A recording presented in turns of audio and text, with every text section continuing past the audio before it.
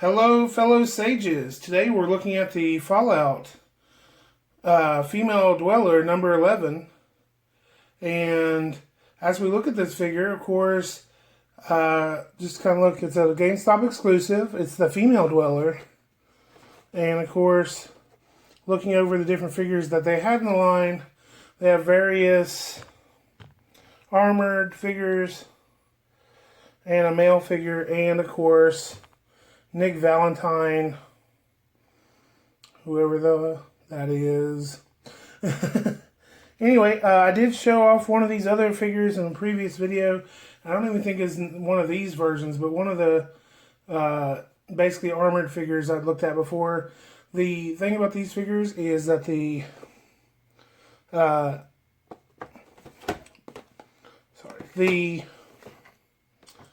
there's the,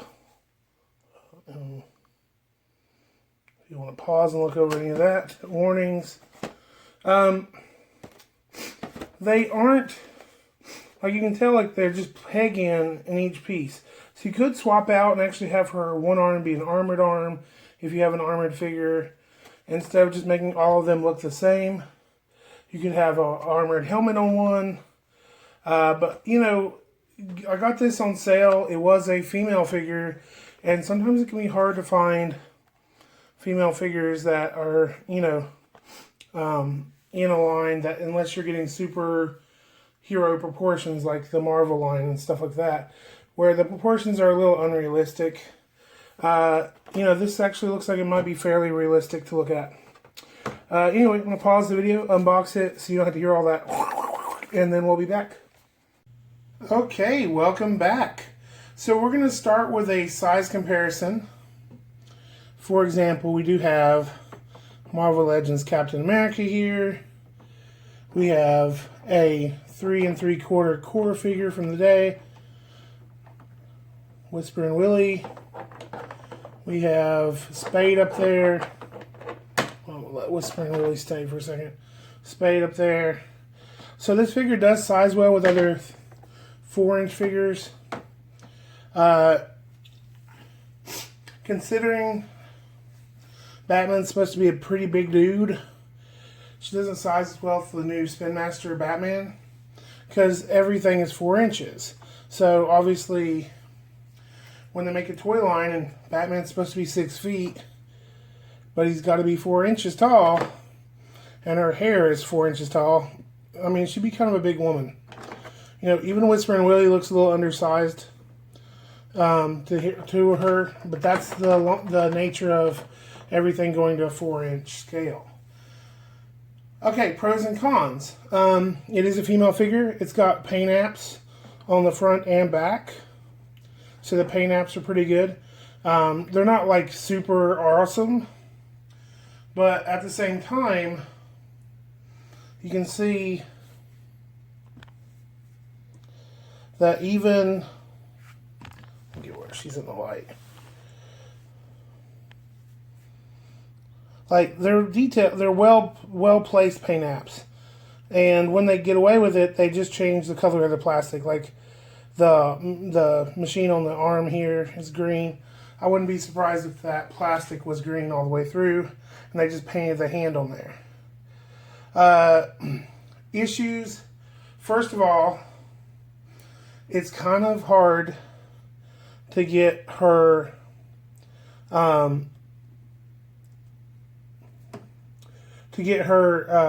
stuff to peg in her, because the way it's all like joints that you peg into for arms and legs and stuff. Focus. It's kind of hard to get them to peg in correctly without like really having to press hard on the plastic. In fact, the gun itself, the handle bent a little bit when you're trying to force it into her hand, and it might have put a little stress on the plastic. It didn't look like it did, but it looked like it could have easily. Could have been. The gun is very cool looking. For a female figure, her head is pretty good proportioned. Some people might think it looks a little small, but you gotta remember that some of these other lines are more cartoony. and therefore they don't really look. Obviously, she's a little hard to stand up because her legs do not articulate except to bend forward or bend that far back. They go that far forward. So she can kick somebody. She can high step. There are no peg holes in the bottom of the feet, so you can't put her on a stand unless you do some dremeling. So in a lot of ways, this figure is pretty limited in its usage. Focus. I'm not upset that I bought it for the price I got. I thought it was a decent little figure. But as far as I understand why the line may not be for everybody. For example, Spin Master's Batman has articulation where his arms can go up, they can spin around, all that stuff.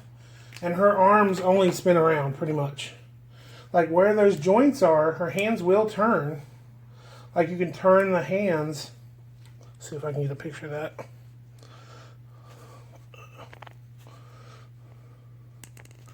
Like you can turn it, but the issue you run into, only one of them has a ability to hold anything. So what are you even turning it for? And then I guess so she can look at her monitor. Yeah, so she can look at her monitor here. There's no knee articulation whatsoever. And like I said, the leg articulation means that you're pretty much going to have to sometimes, especially if she's holding the gun or putting her arms forward, put her hip kind of thrusted out for her to be able to stand. But she's checking her watch, you know. Anyway, this has been a review of the Vault-Tec Fallout Series 2 Mega Merge Build a Action Figure number 11, Female Dweller. And wait a minute, I guess while there's not knee articulation, I guess the legs do come off, just like the rest of her.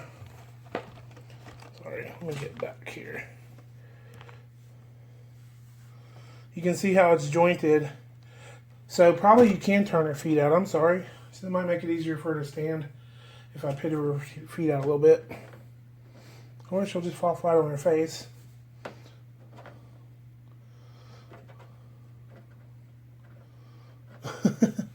Doesn't help that my little platform here is not exactly level.